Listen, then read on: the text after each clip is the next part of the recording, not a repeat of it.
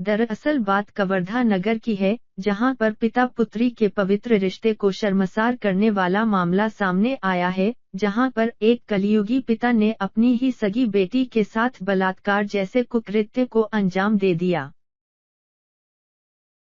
नाबालिग पीड़िता ने पुलिस को बताया कि पिछले 2 महीने से आरोपी पिता उसके साथ लगातार बलात्कार कर रहा था।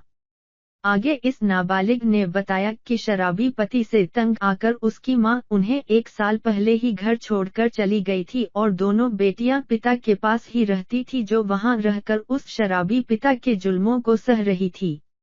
मगर यह बात मारपीट करने तक ही सीमित रहती थी तो ठीक थी, मगर शराबी बाप ने बाप बेटी के पवित्र रिश्ते का का लिहाज नहीं किया और सारी मर्यादा ही तोड़ दी। बाप अपनी हवस की आग में यह भी भूल गया कि वह जिसकी अस्मत लूट रहा है, वह उसकी ही मासूम बेटी है। पिता के अत्याचार से तंग आकर पीड़ित लड़की ने जहर खाकर आत्महत्या करने की कोशिश करनी चाहिए, जिसके बाद ही इस वारदात का खुलासा हो पाया। इस पीड़ित लड़की की मां ने बताया कि उसके 5 बच्चे हैं, जिनमें 1 बेटा और 4 बेटियां हैं। उन 5 में से 3 उसके पास रहते हैं और 2 बेटियां उसके पति के पास रहती थी। आगे उसने बताया कि पिछले 1 साल से उसने अपने पति का मुंह तक नहीं देखा है।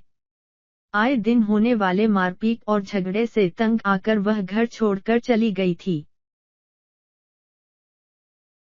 शुक्रवार रात के बेटी के द्वारा जहर खाने की खबर मिलने के बाद वह कवर्धा आई तो पीड़िता ने अपने पिता की सारी करतूत उसे बता दी और उसके बाद पीड़िता लड़की और उसकी मां कोतवाली थाने में मामले की शिकायत दर्ज करवाने के लिए गई और शिकायत दर्ज करवाई।